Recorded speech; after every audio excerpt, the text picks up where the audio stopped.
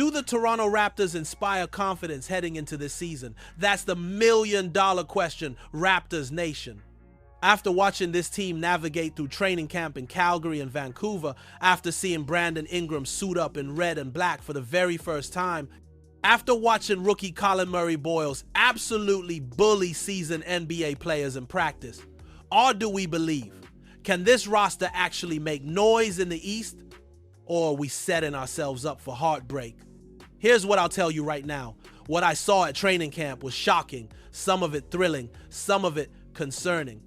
And honestly, this is absolutely wild when you consider where this franchise was just 8 months ago. Lottery bound and directionless. Now, we've got legitimate playoff aspirations. The question is, are those aspirations real or are they delusional? What's up, Raptors Nation? Quick Court coming in hot with your final training camp mailbag breakdown. And listen, I've got some explosive takes for you today.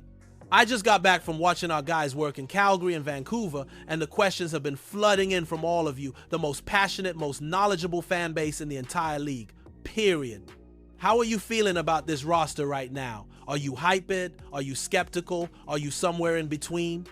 Drop your honest thoughts in the comments, because by the end of this video, I'm going to challenge everything you think you know about this team's ceiling.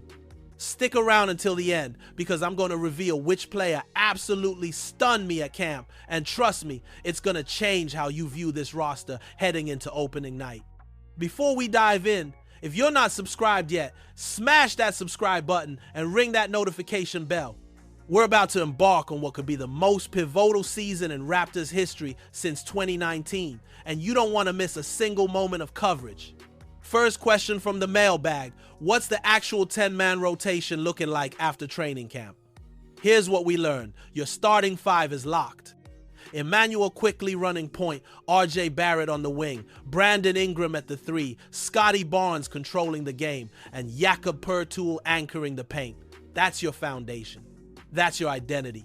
And I'm telling you right now, on paper, that's a playoff caliber starting unit in the Eastern Conference. Fight me in the comments if you disagree. But here's where it gets fascinating. Coach Darko pulled me aside during camp and said something that should get every Raptors fan excited. He said, "I don't think anyone can be in shape to play 12 minutes straight, to be honest with you. This isn't your grandfather's slow-paced basketball. Darko wants chaos. He wants speed. He wants guys playing shorter bursts at maximum intensity on both ends of the floor. Your primary bench rotation? Grady Dick providing shooting, Jamal Shed bringing defensive pressure, Colin Murray-Boyles as your energy enforcer, Ochai Agbaji with versatility, and Sandro Mamukelashvili spacing the floor. But don't sleep on wild cards like Jacoby Walter or Jonathan Mogbo stealing minutes when the opportunity presents itself."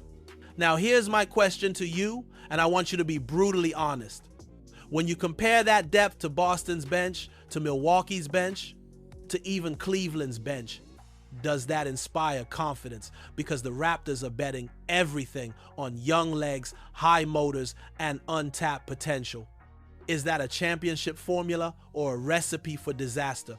Drop your thoughts below and make sure you're subscribed, because we'll be analyzing every single rotation decision throughout the season. Next mailbag question: what's going to surprise people most about this team? Listen closely, because this is the game changer nobody's talking about. Last season, the Raptors were a methodical, ball handler dependent team. Guards dribbling up the court, gang rebounding with smaller lineups, controlled pace, safe basketball, boring basketball. This year, complete 180. Coach Darko wants outlet passes. He wants hit-ahead opportunities. He wants to throw touchdowns down the court and catch defenses napping. He wants mayhem in transition. Think about the pieces: Brandon Ingram's length and vision, Jakob Poeltl cleaning the defensive glass, Scotty Barnes pushing in transition, athletic wings like Grady Dick and Ochai Agbaji filling lanes, CMB running the floor like a freight train. This team is built to sprint, not jog. But here's where my skepticism kicks in. Can they actually execute this? Because outlet passing isn't just about effort, it's about vision, it's about timing. It's about making split-second reads that require basketball, IQ, and chemistry. Last year, this team struggled with basic half-court execution at times. So how are they suddenly going to master one of the most difficult offensive concepts in basketball? Let me give you a historical comparison. The 2018-19 Milwaukee Bucks revolutionized transition offense. Giannis running the floor after Brook Lopez rebounds. Early offense before defenses got set. That system propelled them to the best record in the NBA and nearly a championship. The Raptors are trying to tap into something similar. But remember this, the Bucks had the MVP, elite shooting, and years of continuity. The Raptors have potential. Execution beats strategy every single time. We'll see if they're ready. What do you think? Is this transition system going to unlock something special, or is it going to lead to turnovers and fast break points for opponents? Tell me in the comments. Mailbag question. Who was the most impressive player at camp relative to expectations? All right, buckle up because this is where things get spicy. Colin Murray Boyles, CMB, the 9th overall pick. This kid is absolutely different, and I'm not using that word lightly. Let me paint you a picture. RJ Barrett, an established NBA scorer who averaged 21 points last season, said about CMB, "You just gotta try and play in space. You gotta try and get away from him as much as you can." Read that again. An NBA veteran is saying you need to escape from the rookie. That's wild. That's insane. That's the type of physical presence that wins playoff games. Scotty Barnes, our franchise cornerstone, called him a beast and a monster on defense. And CMB himself, stone cold confidence.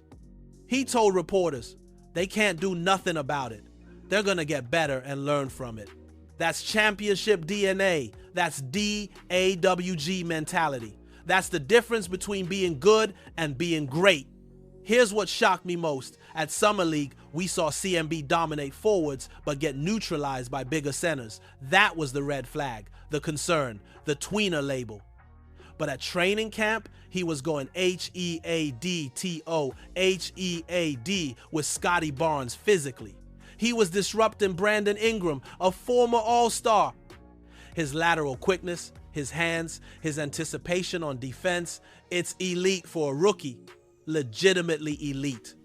Now let me drop some knowledge. You know who else came into the league as an undersized, physically dominant forward who absolutely terrorized opponents? Draymond Green. Turned himself into a 3-time champion and Defensive Player of the Year.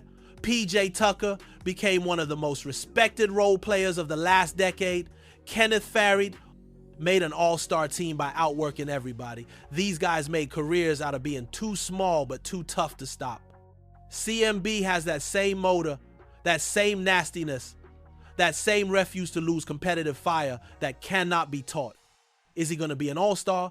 Too early to tell, but will he contribute to winning basketball right now as a rookie in year 1? Absolutely. Bank on it. Bet the house on it. And here's the scary part for the rest of the league. This kid is only going to get better. Imagine CMB in year 3 when he adds a consistent 3-point shot. Imagine him in year 5 when he's in his physical prime. The Raptors might have found themselves a foundational piece at pick 9. Do you think CMB is going to be this team's X factor? Do you think he's going to exceed expectations, or is this just training camp hype? Let me know your prediction below. Final mailbag question, and it's the big one. Did training camp change my expectations for this season? Here's my answer, and I'm going to be brutally honest with you, not even a little bit. When Vegas opened the Raptors over divided by under at 33 wins, I thought that was disrespectful. Flat out insulting to this roster. When it climbed to 39 wins, that felt more realistic, though still conservative, when you factor in injury concerns and Eastern Conference competition. But here's the thing, my analysis before training camp already told me this team had legitimate playoff potential if the stars align. The Brandon Ingram trade, you just added a 2 point per game scorer to a team that ranked 26th in offensive rating. That's not a luxury, that's a necessity. Colin Murray Boyles at 9? I had him rated as a top 5 prospect in this draft class. Scotty Barnes returning to all-star form? It's not a question of if, it's when, assuming health cooperates. But let me pump the brakes on the hype train for a second, because this is where reality needs to enter the conversation. Chemistry doesn't win games. Vibes don't secure playoff seeds. Every single player I interviewed told me this is a special group and everyone gets along so well. That's great. I love team unity. But does it matter in March when you're fighting for the 6th seed? Does it matter in the playoffs when Milwaukee's throwing different defensive schemes at you? Does it matter when Brandon Ingram, who missed the entire end of last season with injury, potentially hits another rough patch? Those are the questions that separate contenders from pretenders. Here's a precedent from recent NBA history that should give every Raptors fan pause. The 2021-22 Minnesota Timberwolves. They added D'Angelo Russell. They had Anthony Edwards emerging as a star. They had Karl Anthony Towns. They had talent, chemistry, and momentum. And you know what happened?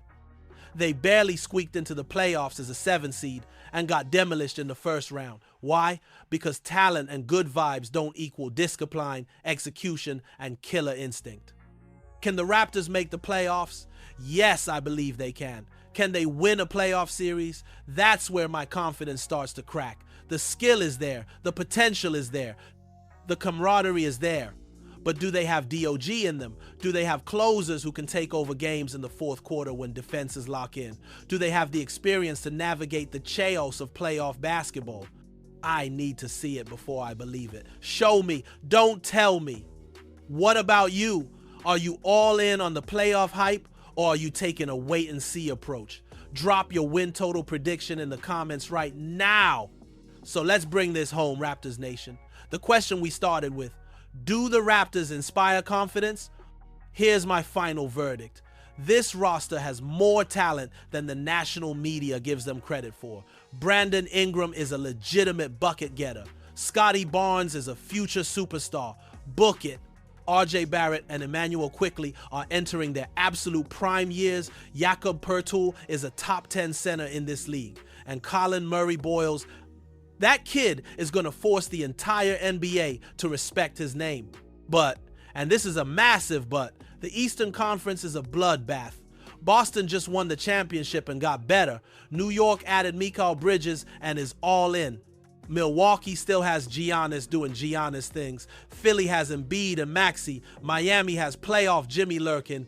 Even young teams like Orlando and Cleveland are ready to take that next step. The Raptors have pieces. They have a system. They have coaching. They have belief. Now they need to prove it when the lights come on and the games matter. Here's my final question for you, and I want you to think hard about this. If you were Bobby Webster sitting in that front office right now, what would be your biggest priority for this season? Would you prioritize load management to keep everyone healthy? Would you explore another trade to add a veteran presence? Would you ride it out with this current group and trust the process? What would you do? Drop your answer in the comments because I'm reading every single response, and I'll be featuring the best ones in upcoming videos. Whether this season ends with a playoff berth or another lottery selection, we're going to be here every step of the way, breaking down the wins, the losses, the trades, the drama, and everything in between. This is OUR Journey Together. If this breakdown added value to your day, do me a favor, smash that like button, subscribe to Quick Court, and turn on all notifications. We've got game previews, film breakdowns, trade analysis, and exclusive insider content dropping all season long. Keep repping that red and black Raptors Nation. Keep believing. Keep pushing. Integrity over everything ours. We'll see you in the next one. Peace.